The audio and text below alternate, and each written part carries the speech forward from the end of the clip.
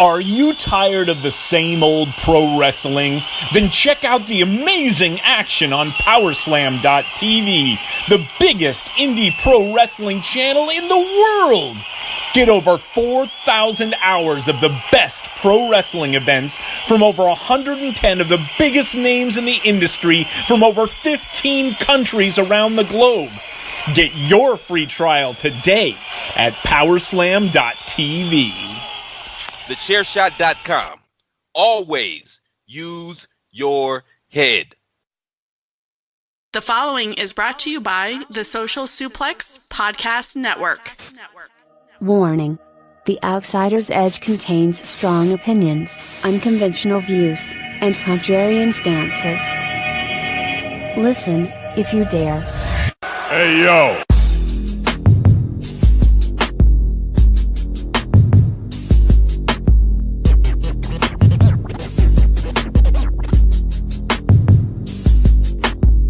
Guerrilla tactics, it's time for warfare. Yo, we came to battle, yo, we aim to kill. What's going on, everybody?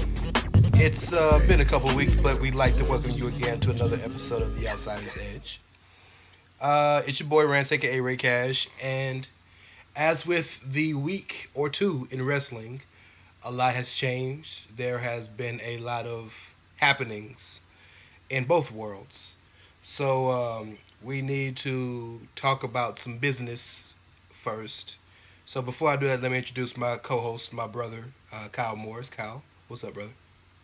It's a beautiful evening. Shout out to our third partner in arms. Karl couldn't be here tonight. He had to do some adulting, but we'll see Karl again real soon. So, it comes a time when you have to make hard decisions. You have to think about things and reassess things and see where you're going and where you're trying to go.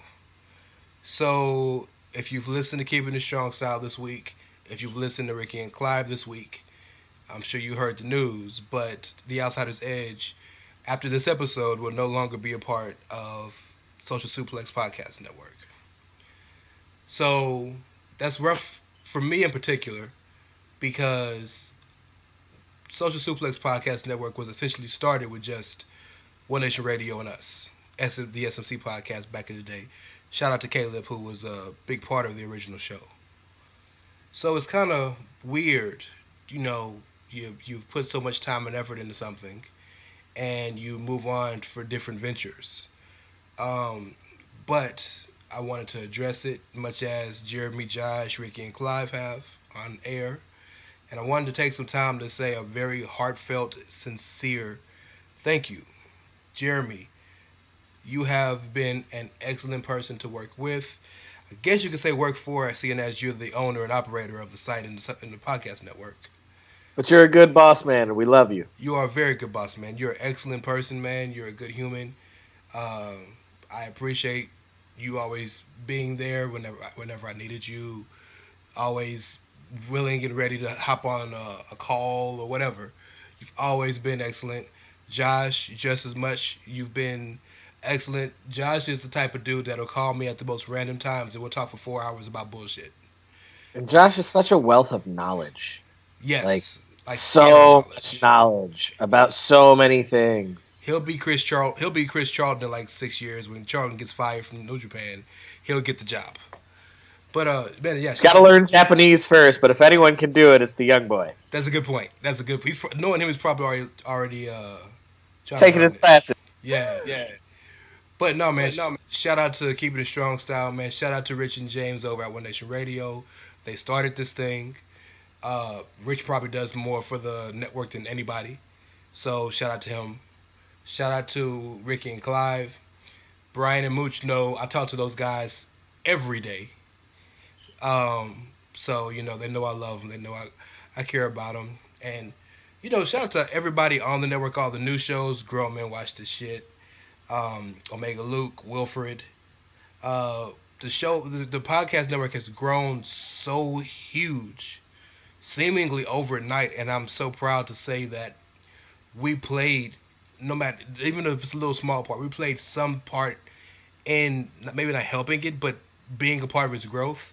That's cool to say, Well, and the big point is just we leave with nothing but love for everybody there. We are still available for everybody there if they need us for anything. 100%.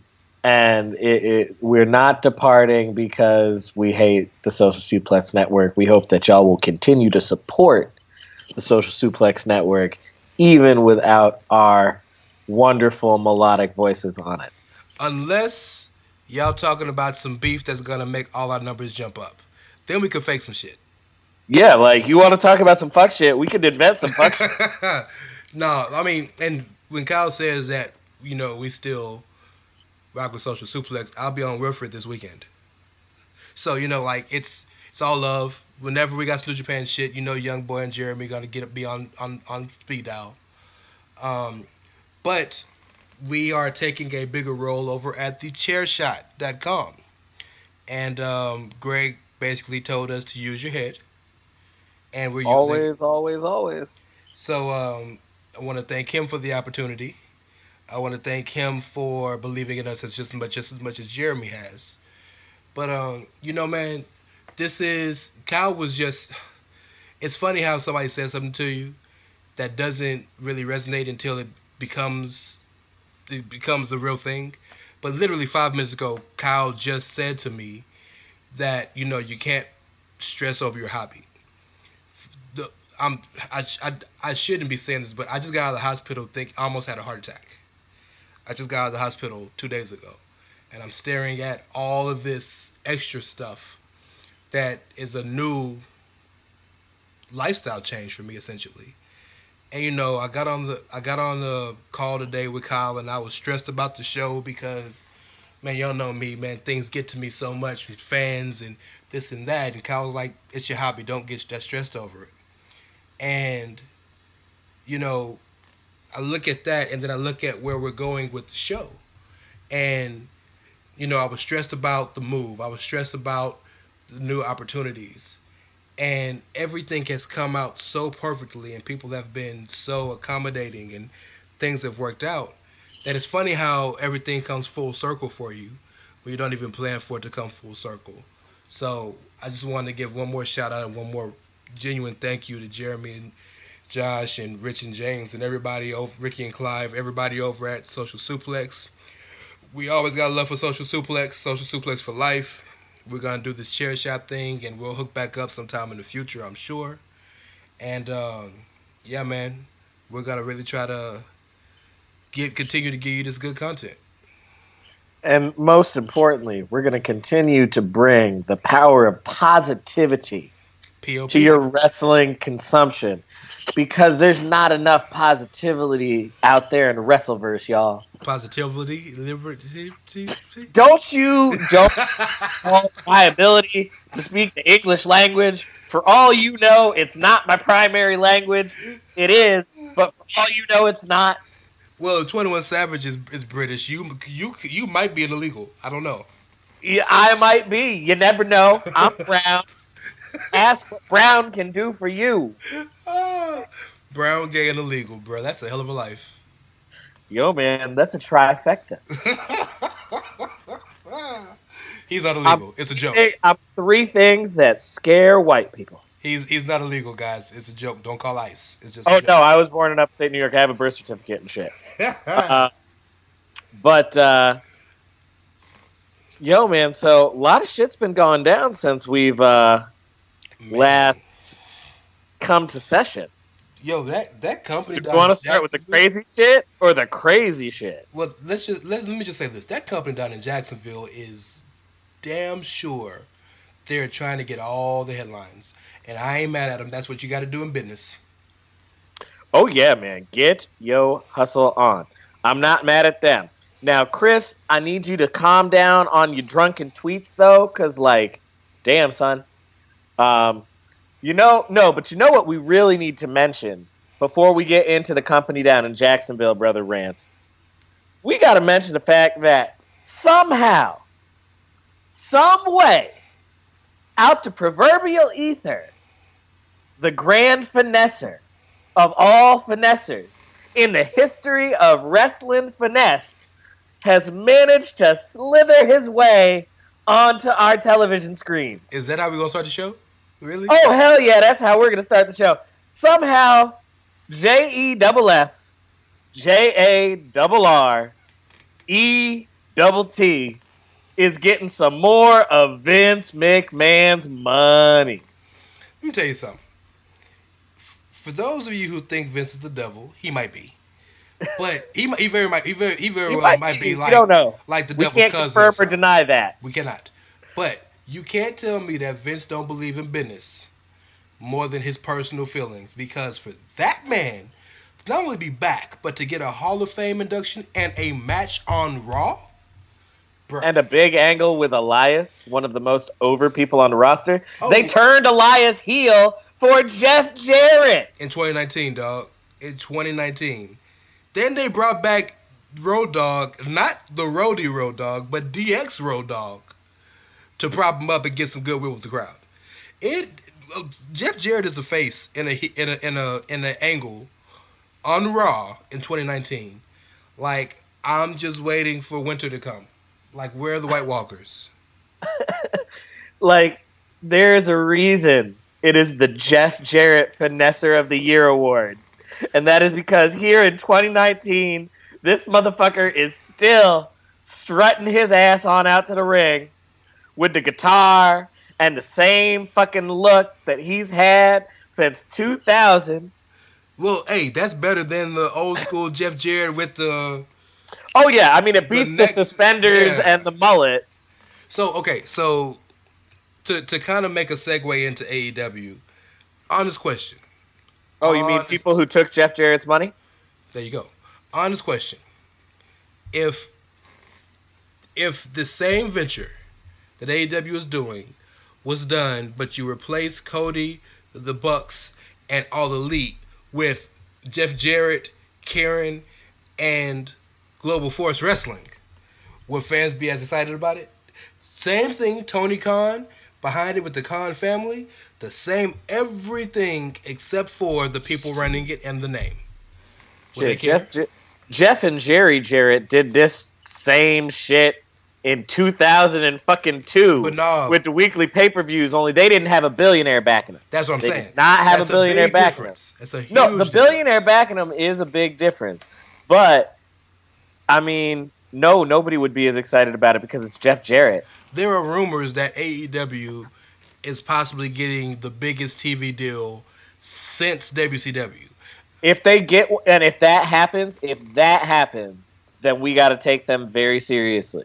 If that happens, we got to take them very, very seriously. That's all they need. Because the thing is, a lot of people think that we're haters. We're not. We're not. Realistic.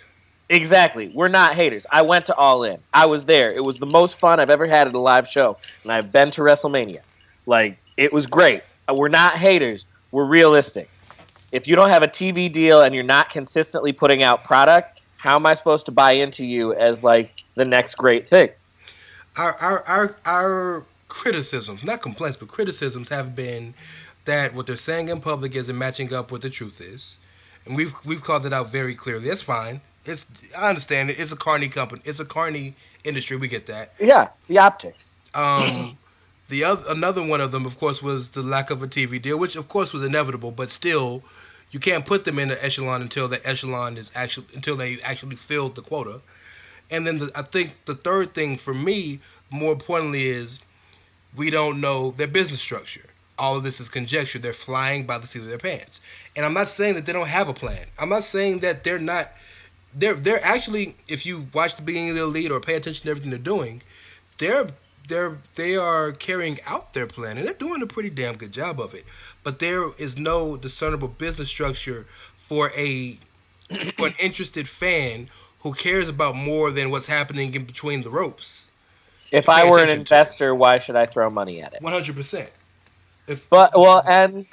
And another not so much criticism, but thing that we've been saying is wait and see. Like, people were ready to throw their hats in this ring when all they knew about it was that it was gonna be the Elite guys. Like, not even the Elite guys. 4 of them. Just Cody, Hangman, and the Bucks. Oh, and Kenny. Maybe Kenny, because Kenny's not confirmed. Can't say that. We don't know what Kenny's doing. 100%. But yeah, The only thing we knew for sure was Cody, Hangman, and the Bucks. And probably Marty when his deal expires. Probably. If Marty don't go to Titantown. Which you never know. I think Marty's a lock for Titantown, to be honest with you, but sure. I mean, I think Marty should be a lock for Titantown, but like that's not the point. Unless AEW takes off and it's financially worth it for him, then you know what I mean. Fuck it, do you, son? Yeah, but 100%.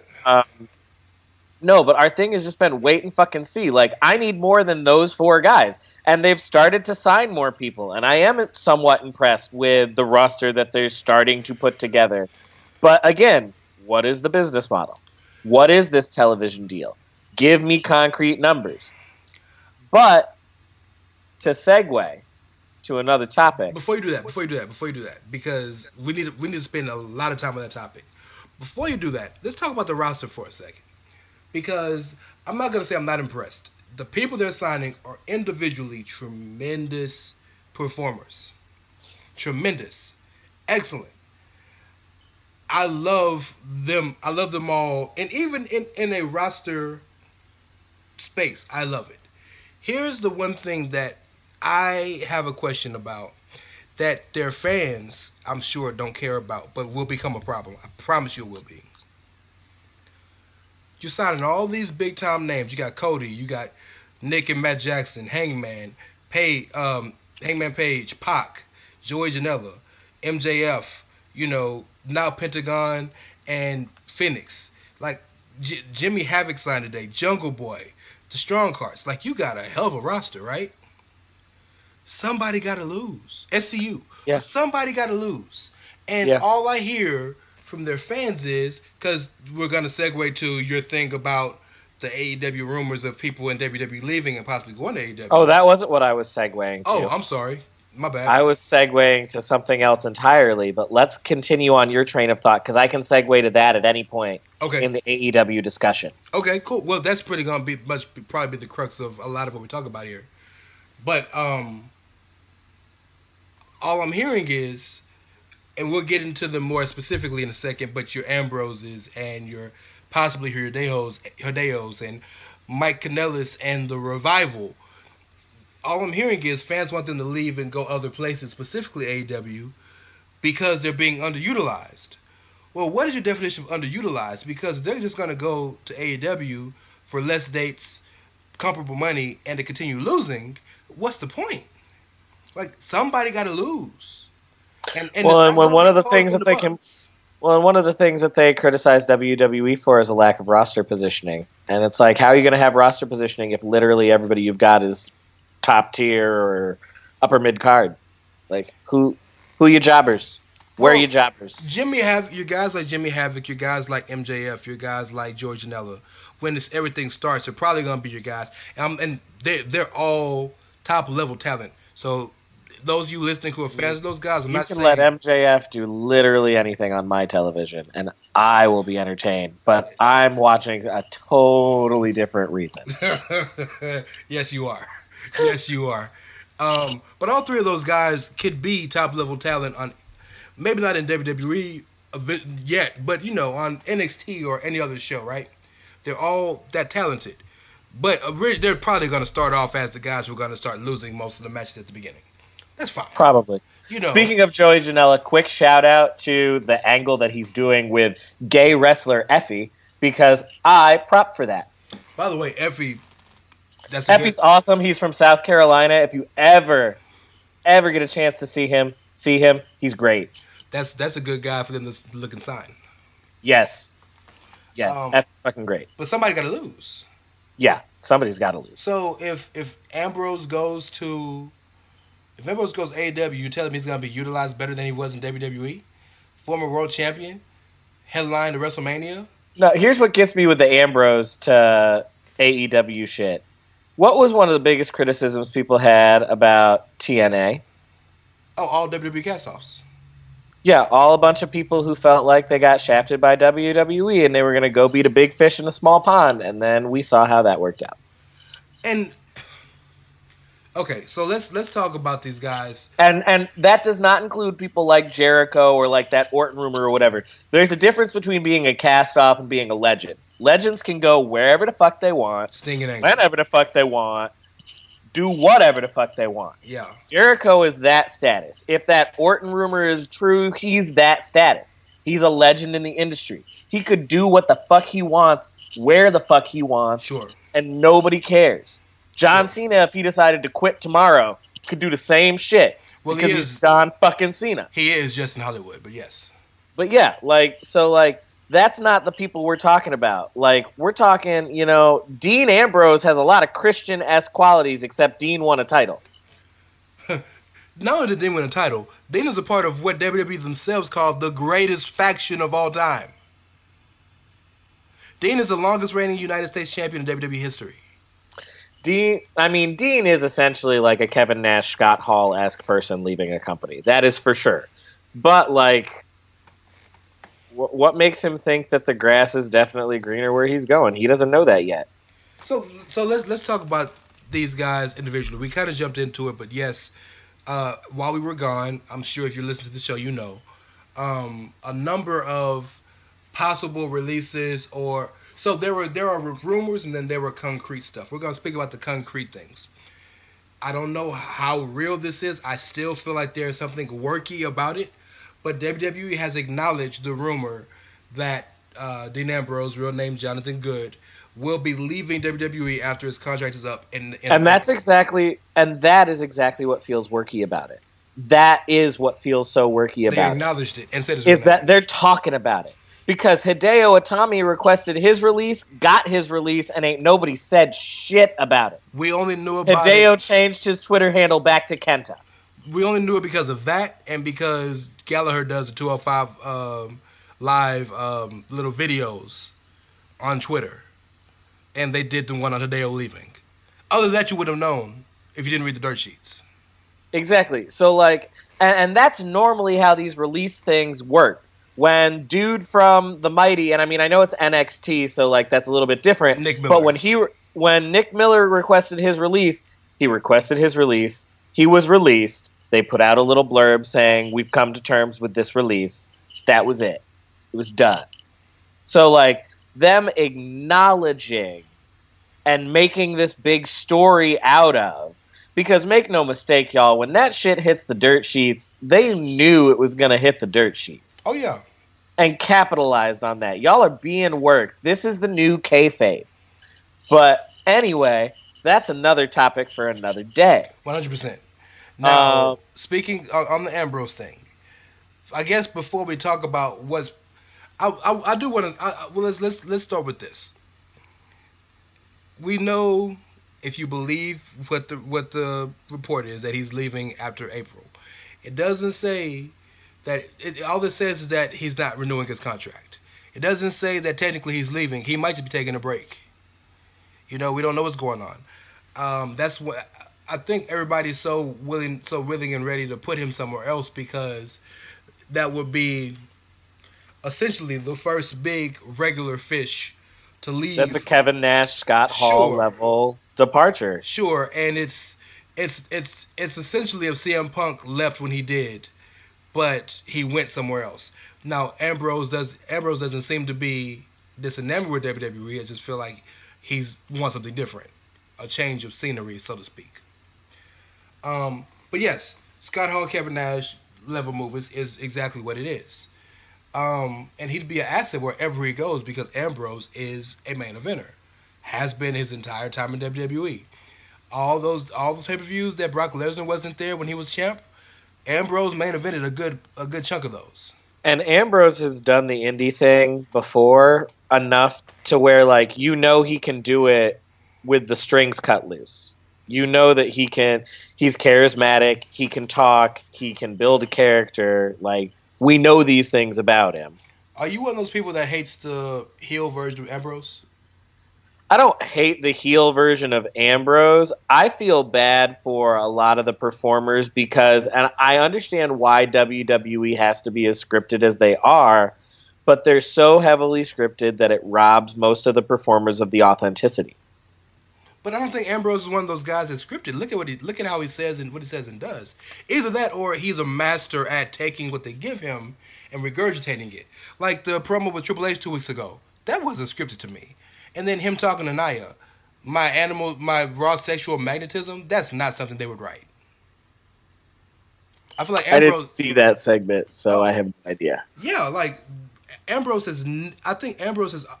There are a few people that I think we know for a fact they don't write for them. They collab with them because they've earned their trust. If you don't believe me, the New Day is a very popular version of that. New Day's promos are not written by creative. They collab with creative because they've earned their right to do what they want because they've sold so much fucking merch over the past 5 years. Ambrose has always been one of those guys to me. We're not talking about a Roman, or we're not talking about even a Rollins. Ambrose came in the company knowing that if he couldn't do nothing else, he could talk. Like Ambrose, I think Bray Wyatt, like these are people, Samoa Joe, these are people that aren't scripted. Shit, Bray Wyatt might need more scripting because, like, he can talk, but man, them promos got a little out there. Well, yeah, because he didn't ever back up anything he said. Shit. Speaking of, come back, Bray. And you know, we're jumping around like forever, but you know, AEW's making these big signings, and these possible people leaving WWE are rumored to go there, but nobody's talking about the people who are in the process of coming back to WWE, or the people that they've signed who haven't debuted. Like, so it's not like they're missing anybody that's leaving. You know? Well, I mean, no, they've become the juggernaut. Like, Yeah. you know, I mean, that's part of the reason why people want AEW to succeed so hard, and why, you know, and well, in a lot of ways, I'd love for them to succeed. Excuse me, Bless you. as well, because, you know, when you've got a juggernaut like that, I don't think excessive consumption and signing up every living star is necessarily a good move. So, like, you know, but I mean, WWE's not gonna die out. Like, do you they're think the machine. You really They're the think- machine. You really believe that they hoard wrestlers? I wouldn't call it necessarily hoarding. I wouldn't call what they do hoarding. I would call what they do a business practice. Like, you've got the money and the assets to accumulate talent, so accumulate said talent. That's I wouldn't call that hoarding. I'd call that smart business practice. So many people think that they hoard talent, but they have 5 brands, five regular brands.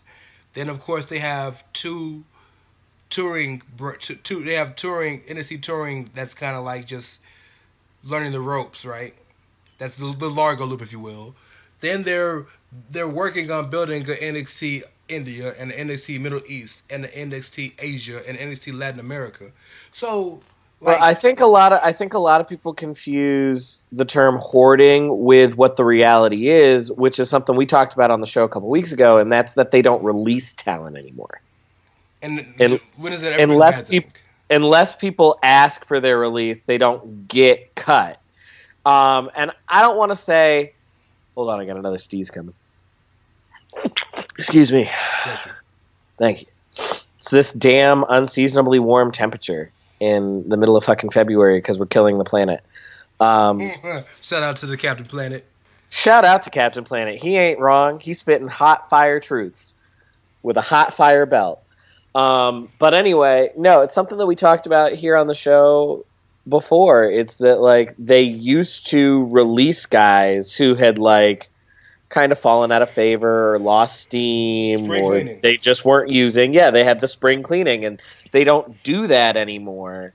And I think the reason that fans have begun to see it as a negative is because the people that would normally get released are people that they want to see. Normally those, I don't know. I can't think of anybody.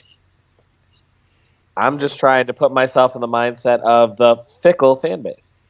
Okay. So we kind of talked about Ambrose.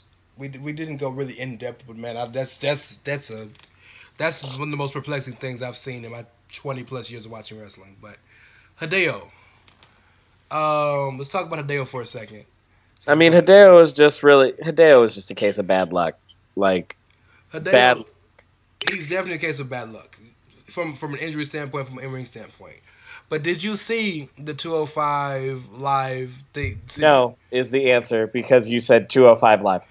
But it's just a Twitter 3 minute video that Jack Gallagher does Oh. every week. No is the answer because it's 205 live. So I haven't seen it, but please tell me about it. I don't know if I think it's called 205 Living, he calls it, whatever. But every week it's basically like a behind the scenes vlog vlog video of like one of the guys. Like it's 1 week it's Noam Dar, 1 week it's Buddy Murphy, 1 week it's Cedric Alexander, whatever. And they're really, really interesting because it shows them interacting with other talent. It shows like it's really interesting to kind of see those guys behind the scenes. This one was about Hideo, and they're backstage talking with him and Arya Daivari. You don't watch 205 Live, but Arya Daivari just came back from injury, and he was put with Hideo because Hideo could just focus on wrestling. Arya could talk. Because Hideo got a bit of a mini push before he left here. And they were talking about that, and the whole time Hideo just kept talking about how much he missed Japan and how he was happy he was here, but he was uncomfortable. It didn't feel right, and how hard English was. He said English was the hardest thing he's ever had to do. He spoke about when they went back to Japan for one of the tours. He said he had real sushi, and like his face just stopped and like lit up, and he was like, I miss it. So after his match, his last match, I can't remember who it was against, but I know Arya turned on him. Daivari turned on him. After he came back to Gorilla, Shinsuke and Asuka are waiting there for him. And Shinsuke gives him the biggest bear hug, probably held him for like a minute or longer. And that was everybody knew he was leaving. I just really feel, if you look at all the evidence, Hideo just missed home. I mean, I could totally buy into that. For those of you that don't know this because you're not a language person, and I would understand that because here in the U.S. we don't emphasize languages enough. English is the hardest language to learn in the world. The hardest language. Because our language is so complex, we have so many words that sound the exact same but have completely different meanings. We have 3 different theirs, 3 different twos. We have read and read, and they're spelled the same, but one is past tense of the other. Yeah. Like, we got shit like that going on in our language. Imagine being a non-native speaker of that and being expected to not only learn it, but to learn it well enough to articulate like raw emotions to a crowd of native speakers. Yes, that is what our foreign talents are dealing with. So like if it takes, if Shinsuke's been in the fucking company for 6 years now, blah blah blah, I don't want to hear shit about how his English isn't good enough. His English is damn fucking good. And Shinsuke spoke conversational English before he got here. But you can still see the struggles he has with promos. Yeah, and his English is damn good. But there's a difference. So I can totally get that, and I can totally get being homesick, and I can totally get all of those things, but I also think that the bad luck part plays into it because as homesick as he was, I feel like if you're on top and about to be in one of the main programs at WrestleMania or some shit, it's a whole lot easier to stomach your homesickness. So you're right, and I want to point out to those listening who would criticize us in this moment. Hideo, it's not like they gave Hideo nothing. They gave Hideo chances, but Hideo unfortunately had a terrible timing with getting hurt. Right, and I want to point out specifically, every time Hideo got hurt, he was in the midst of not just a push, but a title push. We'll never find out who attacked him in that parking lot. We'll never find out. It was Kevin Owens. But we'll never find out. Wow, that's unfortunate. The most gangster line ever. Yeah. People talk about Johnny Gargano jumped Aleister Black. Who jumped Hideo Itami? And William Regal, where was this sleuth level of detective work when Hideo got jumped? You know why Kevin jumped Hideo? because Hideo pied him at that at the 4th of July thing. Shit, if Cesaro jumped somebody every time he got pied or dunked in an apple That's a cart, good point. Everybody get those hands. shit, Cesaro would never stop jumping. Just stop jump zone. I do appreciate though that they tried their best to give Hideo something. And they hyped the shit out of him at any opportunity. Like, when he first signed, like, they hyped the fuck out of it. Let me give you perspective. Before he was the pariah we know him to be now, when Hideo signed, they sent Hulk Hogan to sign his contract in the ring. And this was before he was the pariah he is now. He was still loved back then. That you don't get much bigger than that for a foreign signing. Yeah, like, he was highly, highly touted because at the time he was one of the biggest stars in Japan. And if he's still going to wrestle, he could, you know what company really needs junior heavyweights? Like, really needs junior heavyweights? And he's never wrestled there. And he's a Japanese performer, so he doesn't have the Gaijin stigma. Yo, I am all in for Kenta versus Shingo. Make it happen, bitches. I'm with it. I am with it. It kills me. I appreciate it. Kills me that it's going to happen after Kushida leaves. That's going to be sad. Like, Kenta versus Kushida, shut up and take my money. Oh my God. God, you need, like Ronda said Monday, ice and Advil, bitch. Golly. But no, it bothers me. It's like I appreciate weight classes, but man, a guy like Hideo or Kenta, since I guess we're gonna call him back his real name now. Man, Kenta should be a heavyweight over there. But if he was a 205 here, if it was a cruiser here, then I guess he'd be a cruiser over there. But Hideo's he's a legend in Japan. He's a legend. Absolutely legendary. Like, I mean, he could come in as a heavyweight. I'm not saying he has to come in as a junior. I'm just saying they desperately need juniors, and that would slot real nice. He would slot real nice into that Kushida slot. And Gato wants a junior who is just a pure face. Hideo could be that guy. That's not affiliated with any other stables? Not part of any of the stables because he's never wrestled for the company, so he doesn't have history with those stables. Yeah, Shingo versus Hideo would be like, give me 25 minutes. My God. Yeah, I'm up with that. But you know, whether these people leave and go to Japan, or they go to AEW, or they go to Impact, or Ring of Honor, or any of those companies, MLW, at least they're going to be paid for their services and not kept from working. Which is not the case in all companies, Brother Rance. Oh, well, please, do tell.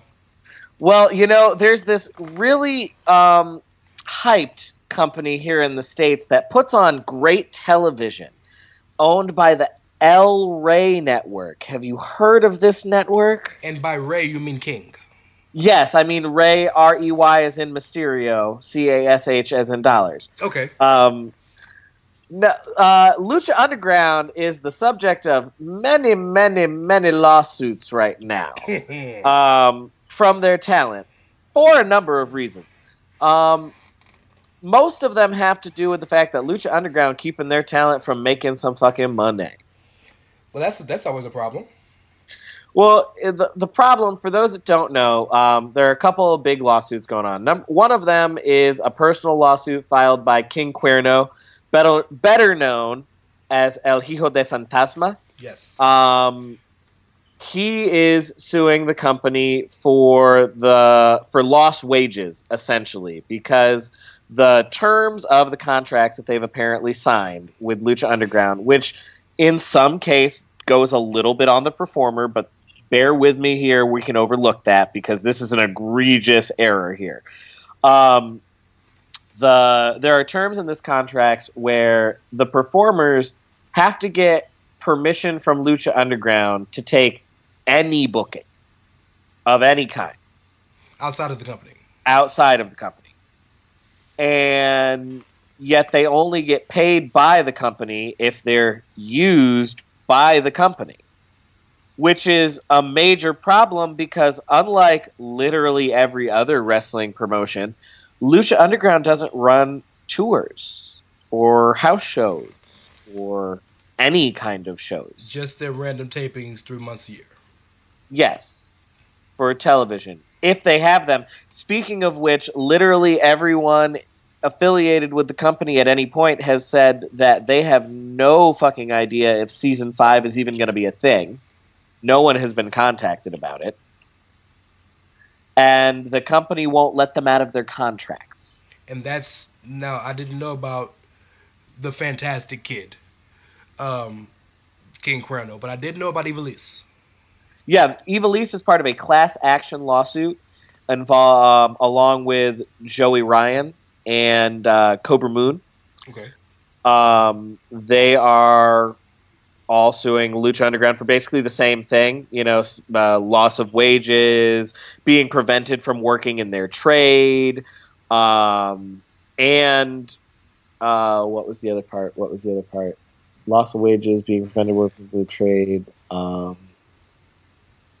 And refusing to release them from their contracts, even though they were originally told after season 4 they could go. So that's a huge breach of contract. On Yeah. all three levels. All of these counts. Well, and in King Cuerno's case, he was smart enough to file suit in California because that's where they do all the filmings. And preventing someone from working in their profession but not providing them with opportunities to earn a wage from your company is a violation of California state laws. So, they're violating some labor laws. So and California is a real liberal state. So, So he about to go back to AAA with that good money. oh yeah, the judge about to break a gavel off in that ass. Okay. I guess my only question is, since I know Lucha Underground, I've watched the show, I know the guys they have. If I'm not mistaken, Jack Swagger's the world champ over there, right? Yep. Mm-hmm. How does this affect AAA? Does it affect AAA in any way since they're affiliated heavily with Lucha Underground? Would they be liable for any of this? The only ways that I can see AAA being liable are under 2 conditions. Now, granted, I am not a lawyer. I do teach a little bit of law, and I know a little bit of law. I'm not a lawyer, so I'm not going to pretend to be an expert. If you're an expert on tort, please, by all means, slide up in the DMs and let us know where we fucked up. But I could see AAA being held liable if they were specifically named a defendant in the suit. And in the Cuerno suit, I don't know how likely that is because Phantasma might not want to bite that hand that feeds. He's still signed. Yeah, he's still signed with AAA. And he's a big name or maybe he's with CMLL now. But either way, he's a big name in Mexico and he's not trying to fuck that up. Or if there's ownership relations between AAA and Lucha Underground. Because otherwise, a working affiliation is not in any way a financial agreement. That ain't got nothing to do with the way the contracts are written or the money involved. But the reverberations of if it blew back on AAA would be huge. Oh, absolutely. That could even without that, they could end the show. This is what's going to end the show is no wrestler will sign with them knowing what they know. Wrestling is still a small fraternity of people. Yeah. In terms of when you get to the level of people that are on televised shows, that is a small fraternity of people. And when names like Joey Ryan and Ivelisse are part of class action lawsuits saying don't sign with these companies, yeah, shit. If Joey Ryan won't work with you, that is a huge red flag to me because Joey is about working with literally anyone. He's all about wrestling is for everyone. Yeah. Blah, blah, blah, He'll come to my backyard and work a show with 7 people. Yeah. If he thinks it'll help sell you 6 more tickets, shit. Because, that's what I love about Joey Ryan. People can hate on the dick flip all they want. You're fine. Hate on it all you want. But, Joey Ryan is awesome for wrestling. Yeah. He doesn't want to be in the main event of a show. He'll come and be the opener of a show, let you market the shit out of the fact that he's going to be there, and sell a full house. Agreed. Agree 100%. I need those guys. And all you PWG marks out there, he was one of the founders of the company. So like, yeah. So yeah, if I were them, I would call Ricochet or Rey Mysterio or Conan and figure out how the hell they got out of their contracts. Because if you remember, Ricochet wanted to sign 2 years before he did, but he knew he had to finish that next season. I think Conan was shown the door because remember him and AAA had another falling out. I'm pretty sure. Well, I mean, Conan stay falling out with AAA, and with Vampiro in such a leading role in AAA, it was only a matter of time anyway. Yo, we're talking about all these feuds that ain't never gonna end. I was gonna say you want to talk Peter Griffin and the Big Chicken like Vampiro and Conan. Man, 30 years, dog. Something like that. Yeah, they both look it too. Look. I mean, shit. Conan looked like he belongs in assisted living. Yeah, 100%. Like, and he says he wants to get in shape and wrestle one more tour. Brah, no. Because he feels like he was robbed of his last few matches with the degenerative hip. Now that it's replaced, he wants to get in shape and do one more. Conan. Oh yeah, say no. Yes. Oh, no. You are good, mi amigo. Like, chill. You're doing a wonderful thing with Ortiz and Santana. They are a tremendous tag team. Stick to managing, bro. Please. Yeah. Oh my God. So I wanna kind of, I guess we could put a bow on the AEW thing, and even this, I want to actually get your ideas. I know you hate them. I'm gonna say it for you. Go away. But the rumors came out originally. I think the Twitter page is like at WrestleVotes or something.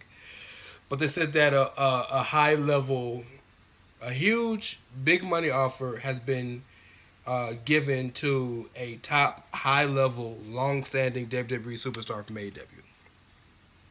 Sean Ross Sapp from Fightful came out and said that he's been told that it's Randy Orton. Now, Randy Orton hasn't been given a contract offer per se that we know of, but he has said he's willing to talk. Remember, Randy kind of raised Cody a bit in the legacy thing. Those guys are close, so I wouldn't put it past Randy to listen. Do you think, number one, Randy would entertain the offer of leaving WWE? And two, what do you think Randy Orton could do for All Elite Wrestling? Do I think Randy would entertain the offer? Well, I mean, not the money, but actually leaving the company that he was born and raised in, that his daddy was born and raised in, and his grandpa helped build. This ain't just one dude leaving. This is 3 generations. Cowboy Bob Orton was in the main event of the first WrestleMania. If Cody wasn't involved with AEW, I would say not a chance. But like him and Cody go way back, so like I could see him at least listening for Cody's sake. Like, yo, you're my friend, so I'll at least like pick up the phone if you call me. But no promises. Now, as far as what he could do for AEW, I mean, he's a legend in the industry, and he gets pops everywhere he goes. And when he's motivated, there's not 5 wrestlers in the world better. So, like, he could do a lot for them. They need those kinds of names. Like, as much as we talk about how they're signing good people and they're people we care about, the people we care about because we're wrestling fans. Mm-hmm. Randy Orton's a name that even casual fans know. Yes. Like, everybody knows who the fuck Randy Orton is. Everybody knows RKO. And I mean, I'd fully support it if for no other reason than I wanted him off a WWE screen for a long fucking time. So, like, away with you. And I wouldn't hate seeing him in AEW because, like, at least over there, it would be hopefully not the same fucking shit. Oh, no. It's going to be worse. Because he'll have creative control. So he'll do exactly what he wants. Yeah, but I mean, okay, so if he wants to be creepy MAGA Orton, then I can hate him for a different reason. Sure, but the in-ring stuff is going to be absolutely exactly the same.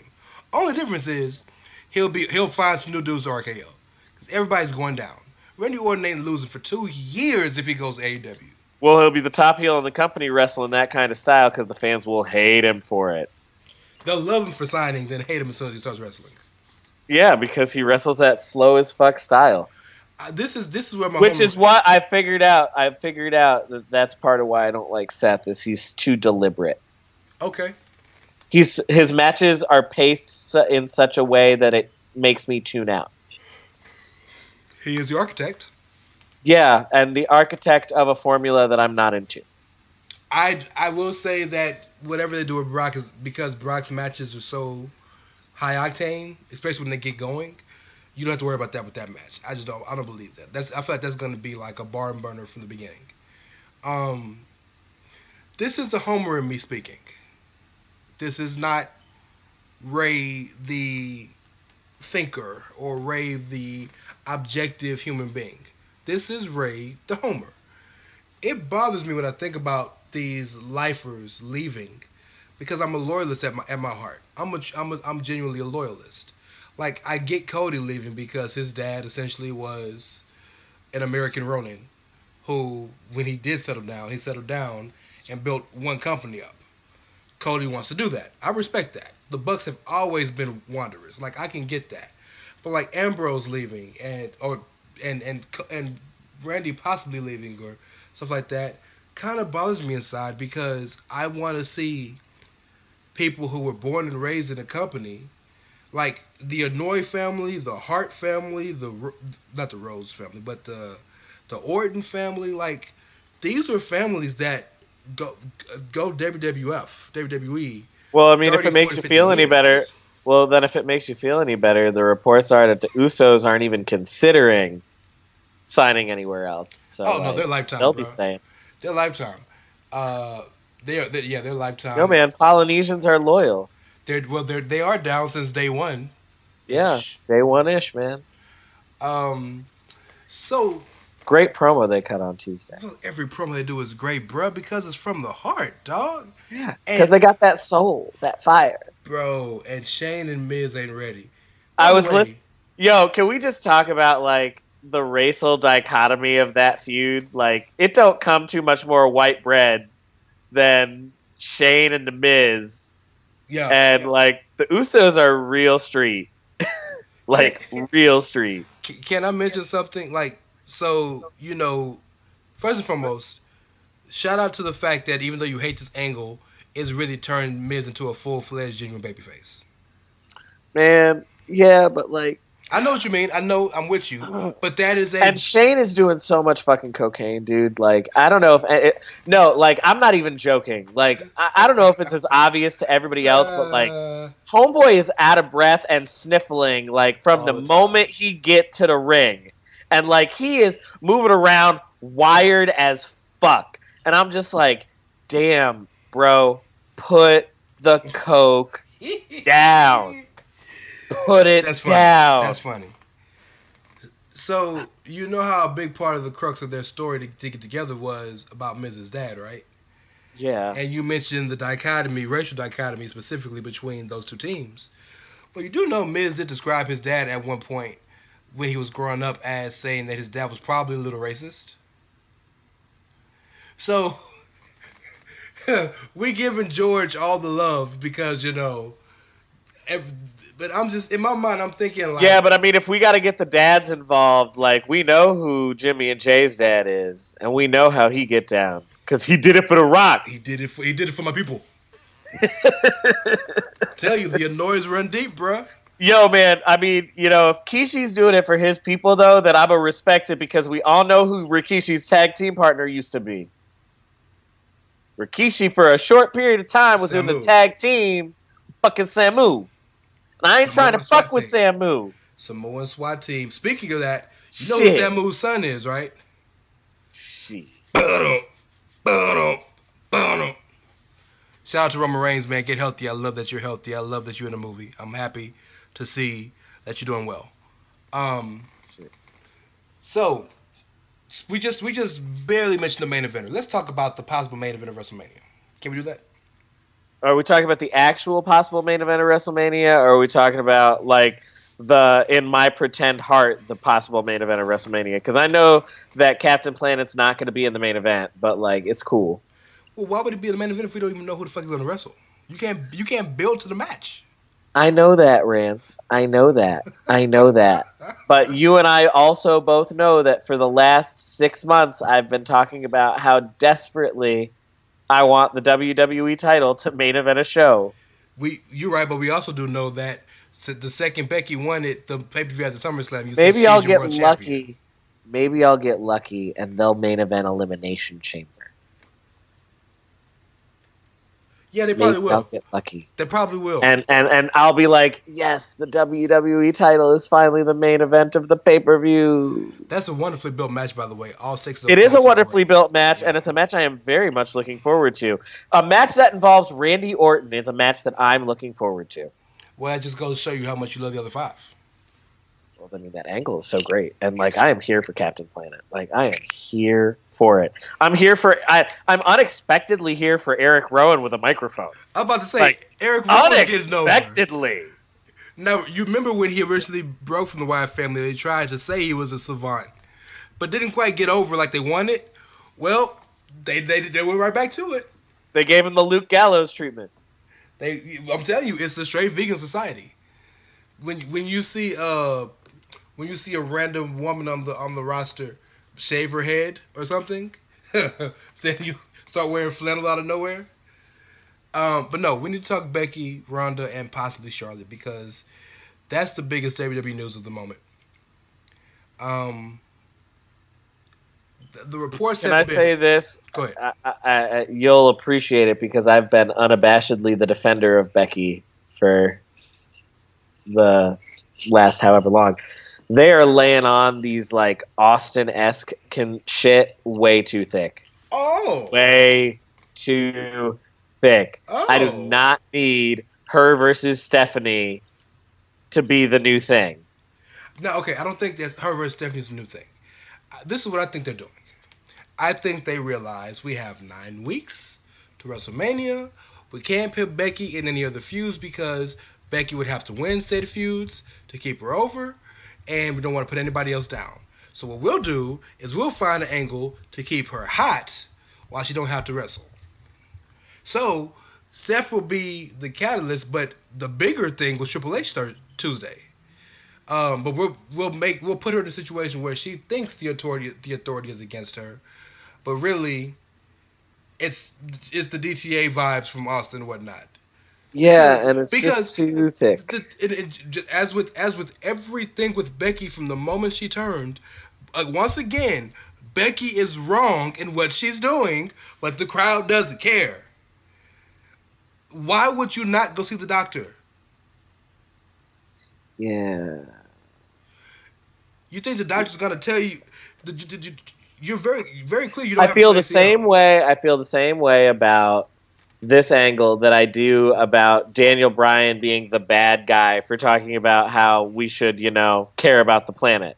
Like, I find it hard to believe that Hunter and Stephanie are the bad people in this scenario because they're like, bitch, go to the doctor. Bitch, get cleared.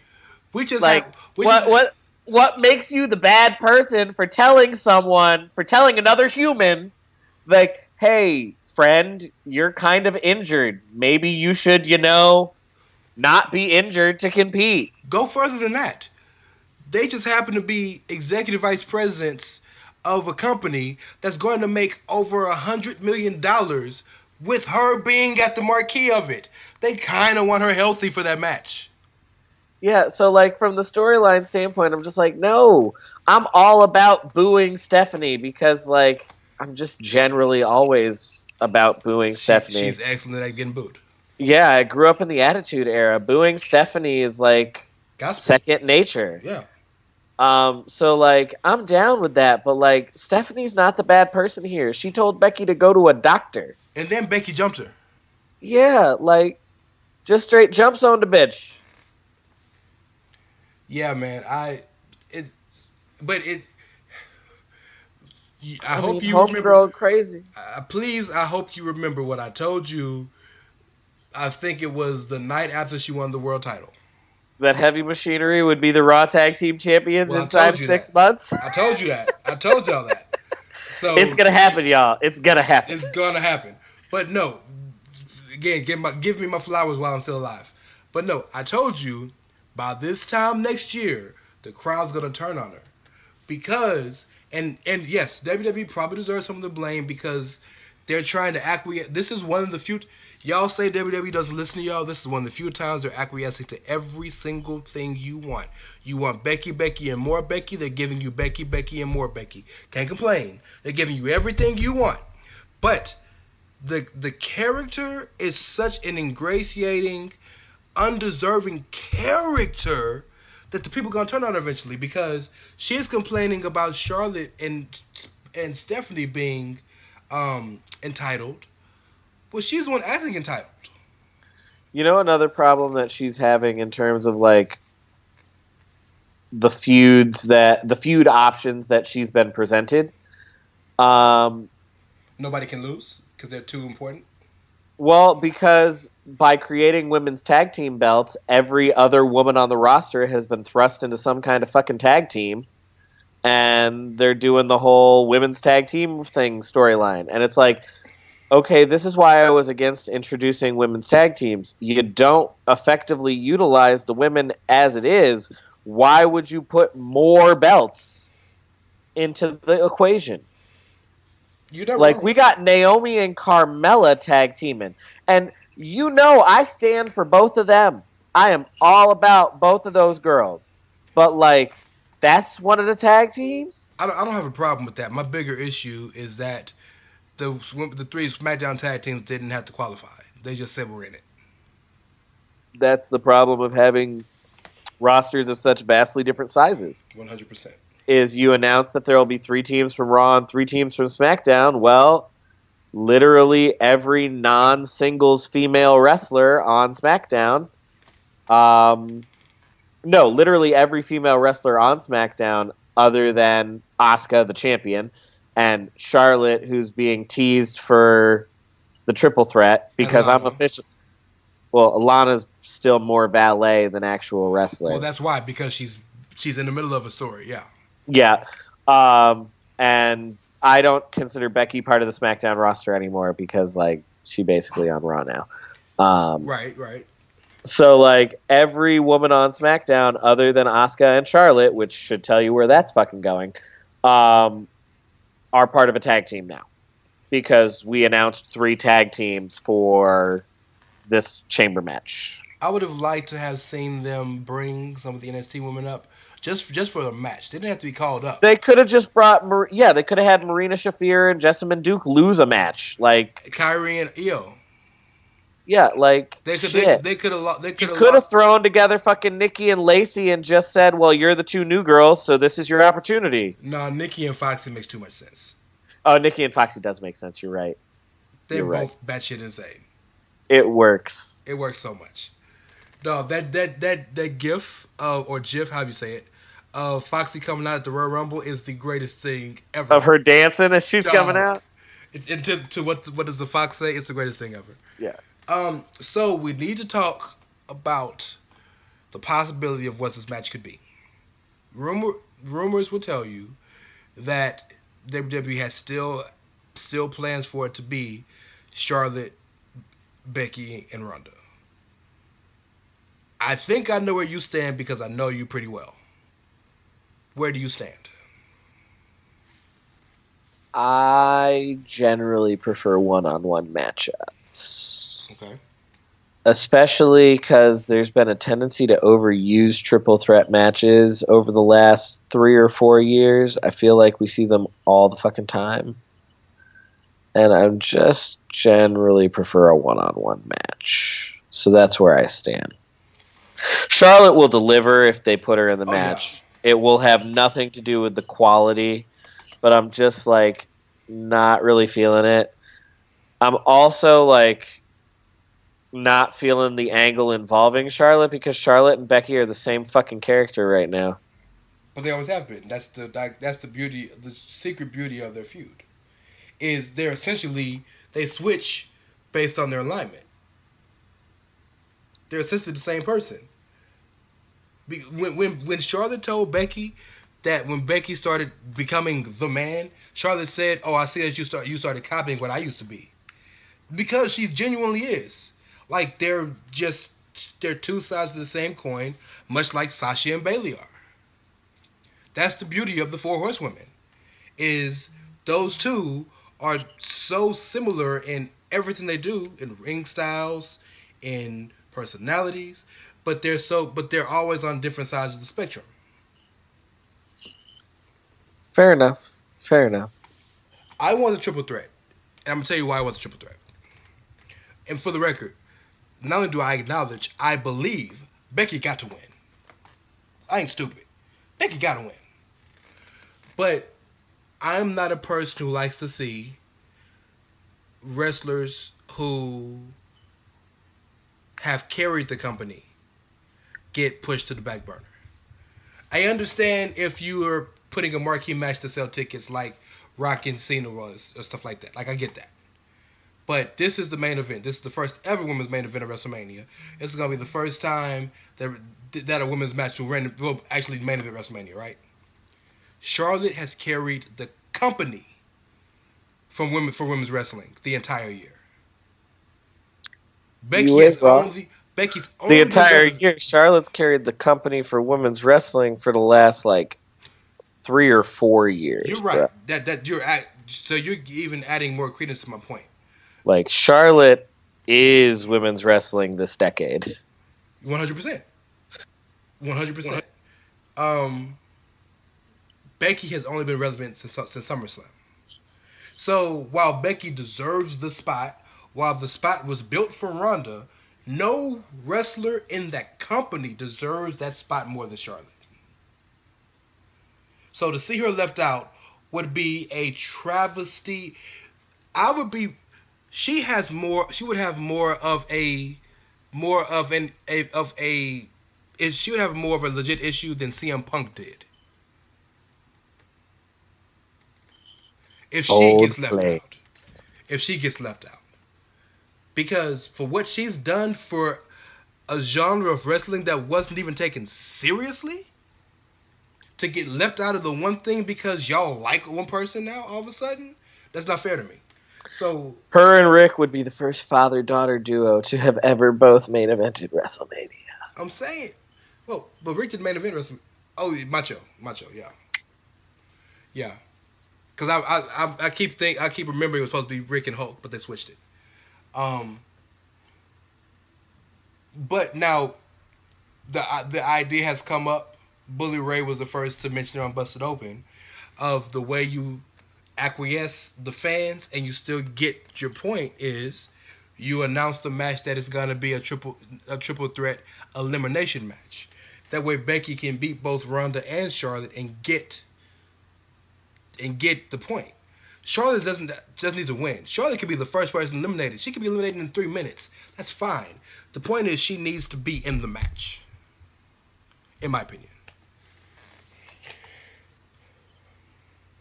I mean, you articulate your point well. I didn't really have an argument against her in the match other than I prefer one-on-one matches. Sure. But doesn't this remind you of WrestleMania 20? Oh, Becky being... I remember WrestleMania 20. I actually bought that, or I convinced my parents to buy it. Well, I was a little spoiled brat, so I got all of them. But yes, I did buy that, all 5 hours. But Becky seems like Benoit in this situation, only in wrestling alone. Of course, Ronda would be Hunter in the situation, and Charlotte is Shawn Michaels, who had no business being in the match but found his way in the match. I feel like that's what this feels like. That this story, and the story is, shout out to Will Mahoney on Twitter, who said this, and a great point. Becky's story was never about Ronda. Becky's story was always surpassing Charlotte. And if you want to go by plans, the plan was always for the match to be Charlotte and Ronda. Becky just got herself hot enough to be considered to be put in the match. So to leave Charlotte out is just like it's a disaster of epic proportions, in my opinion. I mean, I don't think they will. I think that they're making every indication that the direction they're moving with is the triple threat. I'm much more interested in, we talk about we don't know who Daniel's going to face. at WrestleMania, like, what the fuck is Asuka doing at WrestleMania? Like, who the hell are they gonna have face her? Well, you know me. I still want Naomi. Like, Yeah. I still do. I still believe that the reason that the Naomi Mandy Rose feud is heating up like it is that they're gonna have a number one contenders match at Fastlane. The blow up of the feud. And Mandy is deserving of a number one contenders match because if you're watching SmackDown, Mandy keeps winning every match she's in. Mandy has been very successful recently. Mandy got the pin this week. Mandy beat Naomi a couple weeks ago. You know what upsets me about that? I mean, ultimately, I'm okay with it because it's a vehicle to get Naomi over. But what upsets me about it is I love Sonya Deville. Like, I really want them to push Sonya. I want them to push Sonya so bad. I love Sonya. Her time is coming. Put your hair up and square up. Like, ugh. By the way, while I love that saying, she says it too much. I mean, she don't get too much time to say much, so she got to get it in. Remind him of the catchphrase? Yeah. I mean, shit, Zack Ryder's still wooing. Okay, scenario for you. The Revival finally get the titles from Rude and Oh, they're going to lose them to Hawkins and Ryder, yeah. But WrestleMania is when you do it. And let Hawkins finally break the streak with him in pre-show. Yeah, probably. I mean, yeah, it sounds like a great pre-show match. I mean, you know they ain't putting Hawkins and Ryder on the main card. Well, we say that, but Zack Ryder did win the Intercontinental title on the main pay-per-view. So the Usos didn't get a WrestleMania until like a year ago. Last year, yeah. So like Hawkins and Ryder going to be put on the WrestleMania card against the Revival in 2019. But I say this though, for nothing else, we complain about the Raw Tag Team division being trash. Because it is. It is, but those are two legit tag teams. The Major Brothers were a good tag team. Like Hawkins and Ryder are a good tag team. Are they big names? No, but no. You know the only thing I need for them to do though, I am totally fine with them teaming together. If they're gonna team together again though, like both of them need to change them looks because that look. First of all, Ryder's look is awful, fucking awful. Hawkins' look ain't much better. I need them to figure out a look that works for both of them, but like this ain't it.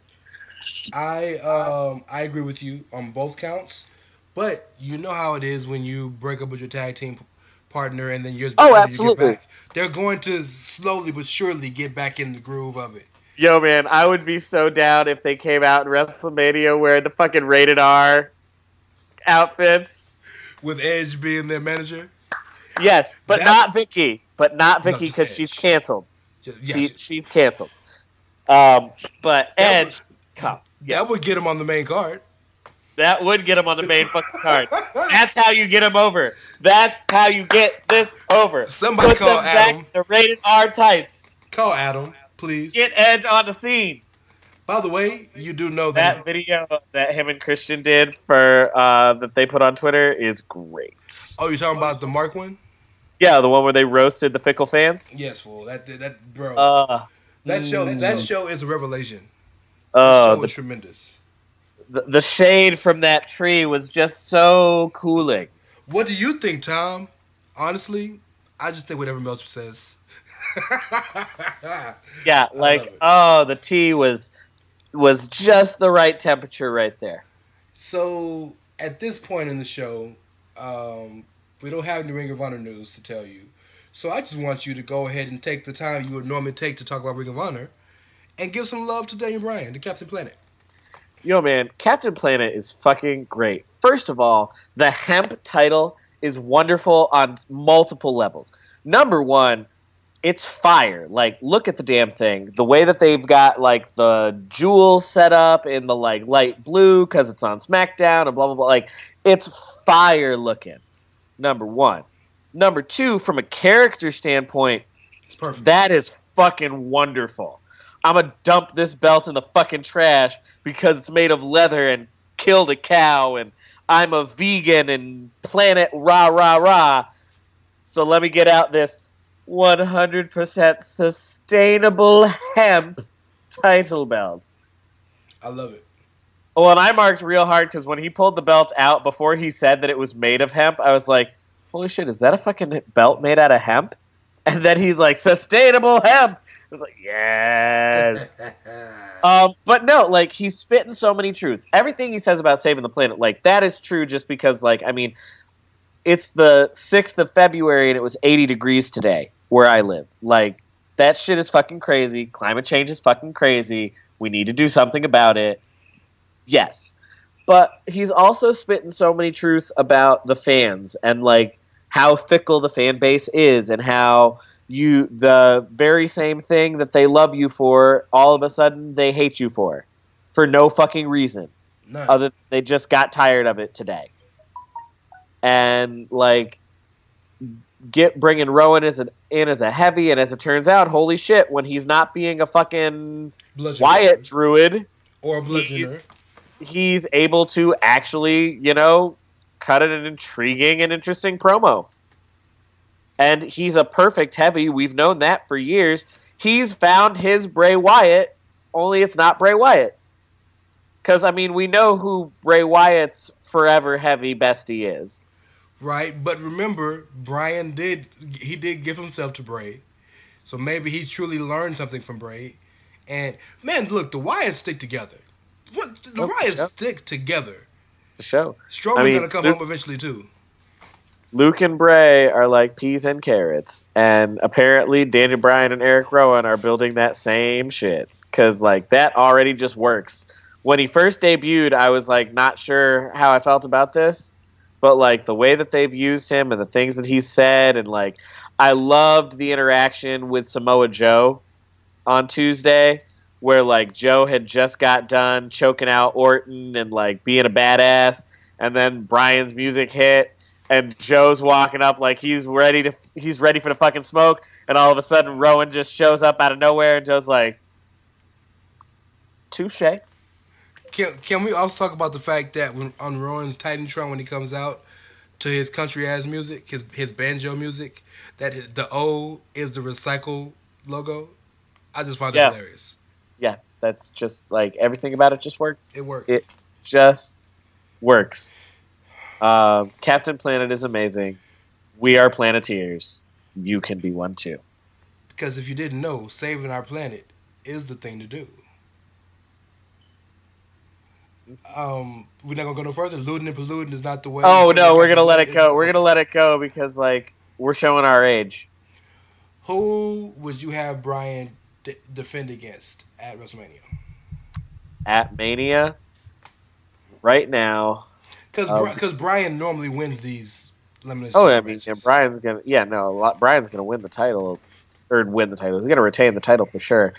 Right now, of the people available, like, I think it's too early for him to win the title, but, like, the person I'm most interested in him facing is Andrade, because Andrade's great in the ring with everybody. It's too early for Andrade to have a title program, though. I don't care about that. There's no story between those two that can be told. It's not interesting, because both of them are heel. Andrade can't talk. Zelina Vega hasn't shown that she can talk as a face. I don't see that one. Oh, no, I don't see it. I just saying, like, I would enjoy it because the match would be good. It'd be fire. No, like, I don't really know, because, like, I don't want it to be AJ. I don't want it to be Jeff or Randy or Ray. Joe?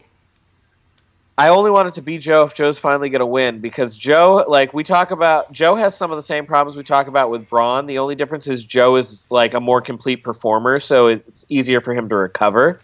But Joe has the same problem. You know, Bray Wyatt's another one that has this problem. Like, you talk all that good shit, and then you fucking lose. This is true. Every fucking time. Like, you talk all that good shit, you get us all invested, we're down, it's going to be great, and then you fucking lose. And then they don't move the goalposts for Joe to do for Braun. Yeah. So, like, they make everything so easy for Braun, and yet they still book him to lose. Whereas Joe's always seems like he's overcoming something Yep. And then he loses. You're like, oh well, that was a good fight. Yep. Joe's a badass, and we love him because he's fucking Joe. But I don't want it to be, but man, it just almost makes too much sense for it to be Mustafa Ali. And God, I don't want it to be that. No, because Ali's great. I just think it's too much too soon. well, there's no second act to that. One of the things, one lesson to be learned from Miz, even though Miz had a steady rise to his WWE title, but one lesson to be learned there is when you strike that lightning that fast, there's nowhere to go but down. Nope. And it's going to take you a long time to climb back up from the down. Especially considering how you're an underdog. Yep. I think... I mean, shit, who's the prime example of that? The prime example of that, for real, it's Kane. Oh, yeah. The second Kane debuts within a month of debuting. He wins the fucking WWF title from Austin in a first blood match. Mm-hmm. Huge fucking program. Drops the title the very next night, and then is a perennial mid-carder for the rest of his career. Yep. Until he gets a pity title run when he's old. And it was a pretty long title run, but it was pity.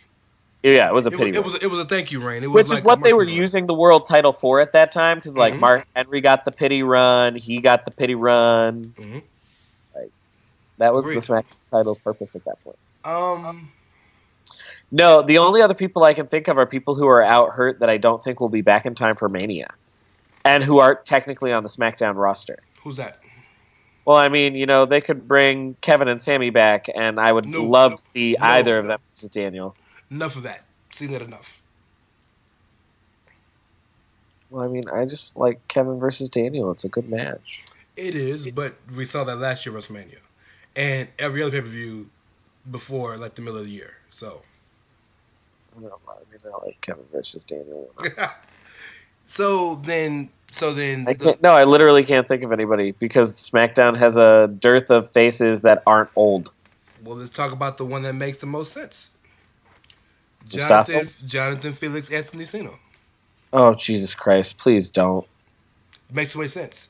And you want the SmackDown title to possibly main event or be a marquee match? Nothing will make it bigger than Bella versus Bella, Bryan versus Cena. Gross. Movie star versus gross. The planet's champion, bro. Gross. That's a T-shirt right there. Gross. That's a T-shirt right there. I'm with it. Gross. I'm with it. The only thing that could make it grosser, is Bella in every corner. Yeah, or had it be a mixed tag match with the two Bellas facing each other. That's the only thing that could make it grosser. Do you think they would really put Nikki back with John for the storyline? Did you really just ask me if WWE would do something to market a storyline? This is John Cena. But did you really just ask me if the WWE, led by Vincent Kennedy McMahon... That was kind of stupid, huh? Yeah, just a little bit. Okay. They brought up Roman's cancer diagnosis within 2 weeks of it happening on the air to get Dean heat. And you asking me if they would put Nikki and John together on the screen? I'll shut up now. I'll take this L and go sit in my corner for a few minutes. So yeah, to answer your question, if the people couldn't tell, is of course they would. Of course they would. If they thought that it would sell one more network subscription, they would do it. Damn, if they just could convince $10? one person, they're gonna whore them out for $10. They're better than that. Nah, shit. Vince don't give a fuck. You're right. You're right. $9.99, which is cheaper than Meltzer's shit rag. Bro. Yeah. God. Okay. So, but even though you think it's disgusting and gross, you have to admit it's the only thing that makes sense. It's got a built-in story. Yep. And they're two big enough names that you could thrust them into that mid-card match that they always put the big names in. and you always have the appeal of 17. Yeah, that's how they're gonna market it. And for the wrestling fan, Cena and Bryan have fire matches. Yeah. Yeah. I mean, I don't know. I'm just over John. Especially if he doesn't cut his fucking hair. Like, I'm not saying he's got to go back to the military cut, but like that disgusting bowl cut turnover shit is got to go. Well, he's not cutting his hair because he believes in Bryan's practice of not being wasteful. Oh, okay. Oh man. Is that one of the new John Cena's house rules? I need Miz to tell me the house rules. I forgot them. I mean, I need Miz to like get done with this Shane McMahon shit real quick and then come after the planet's champion. So it sounds like prospectively we're having Seth versus Brock, Cena versus Bryan, Becky, Charlotte, Ronda, Asuka, Naomi, Miz versus Shane. Oh, you think they're gonna do Miz versus Shane at Mania? Yeah.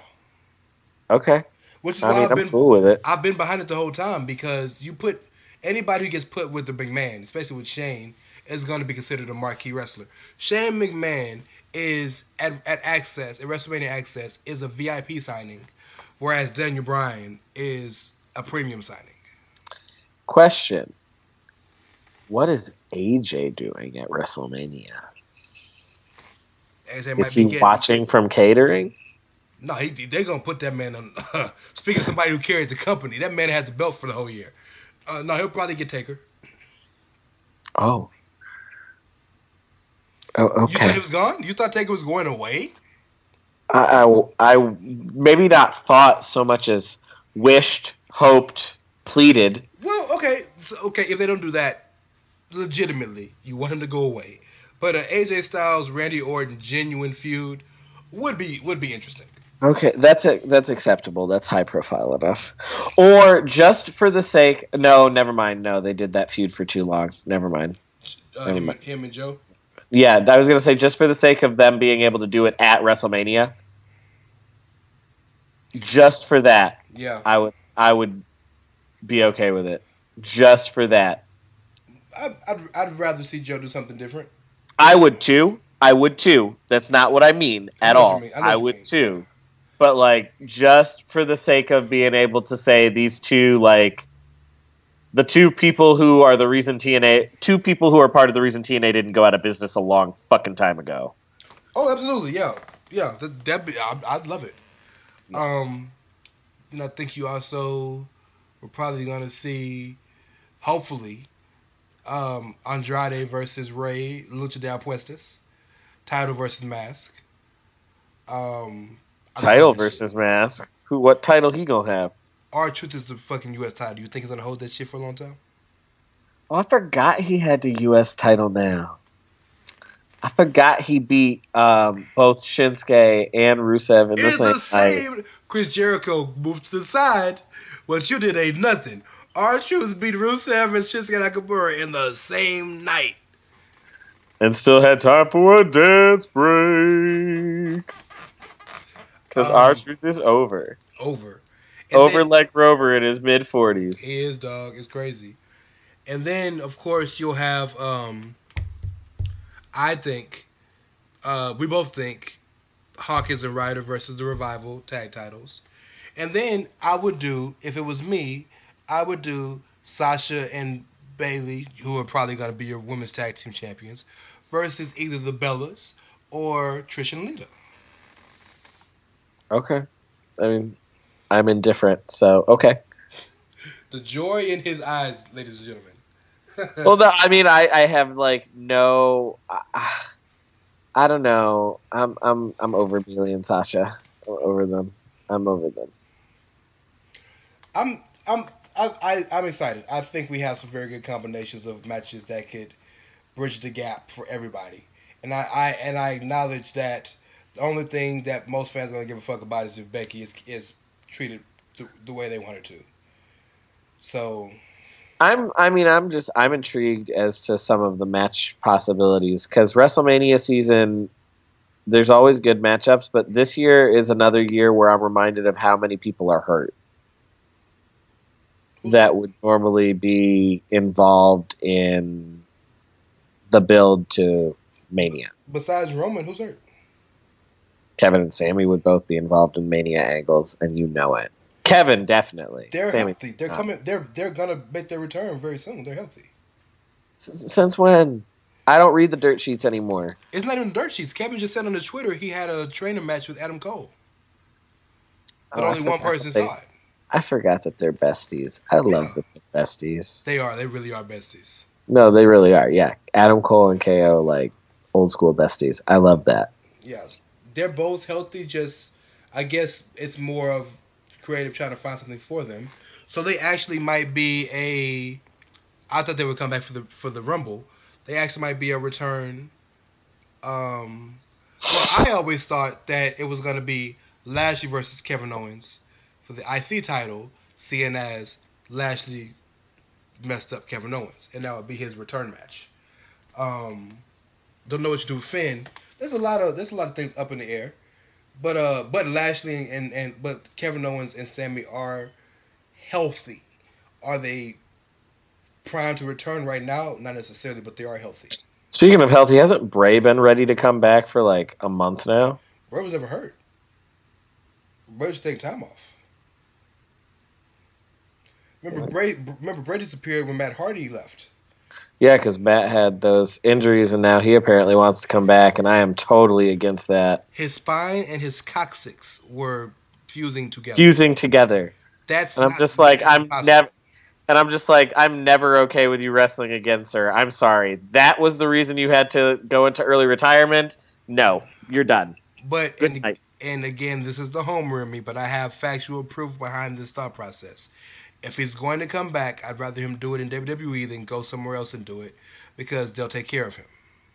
You're right. I'm not disputing that at all. Not disputing that. But I'm still like, no, you're canceled. Love you, but bye. Yeah, no, right. I don't want him to wrestle at all. But if he don't wrestle WWE, he's going to go to AEW or TNA or Ring of Honor or somewhere and do it. And I'd rather you do it where you know you're not going to kill yourself. This is true. Death would be bad. So yeah, we've kind of we've pretty much broken down. I was gonna say I think we're ready to put a bow on it. Next week we'll be doing our preview for Elimination Chamber. Before we tell you where we can find us, I want to kind of put a bow on this again. Social Suplex, man, we love you guys. Thank you for everything. Chairshot, let's get it. We hope that there are big things for all parties involved in our futures, very soon futures. We're going to work on some new and some different interesting things for y'all.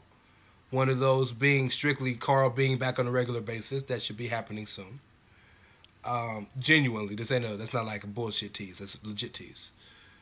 Or at least we hope so, because like otherwise our man been lying to us, and then we gonna have to show up in Arkansas and just bust some kneecaps. Oh, see, I already got it in with the kids and the wife, so it ain't shit for me to get over there. Yeah, but thank you guys. Thank you so much for everything. It was a great couple years. So we love y'all forever and always. Forever and always. Social Suplex for life, man. Go ahead. Tell them where they can find you. All right, you can find me on Twitter at Dr. S'mores. Mm-hmm. You can find our good brother Karl with the most entertaining of the Twitters at Outsider Curvin. You can find me at It's Ray Cash, R-E-Y as in Mysterio, C-A-S-H as in dollars. Of course, the show is at Outsiders Edge SS. Social Suplex is at Social Suplex, of course. Chairshot, we're on chairshot.com, where you always use your head. You can find that at thechairshot.com. And as always, y'all, especially if this is your last time hearing us on the Social Suplex Network, we really need you to keep our parting message in mind. We are just some young men out here in the world, living our lives and chasing after what we want. And if we have said anything now, then, forever, that has ever made you feel some type of way or get real angry or just fucked up your day, we want you to know that we're just out here chasing our dreams, and you have got to respect that. Because if you don't, we sure don't give a fuck. Fuck them. Thank y'all for listening. We hope to see you on the Chairshot. We love you, Social Suplex.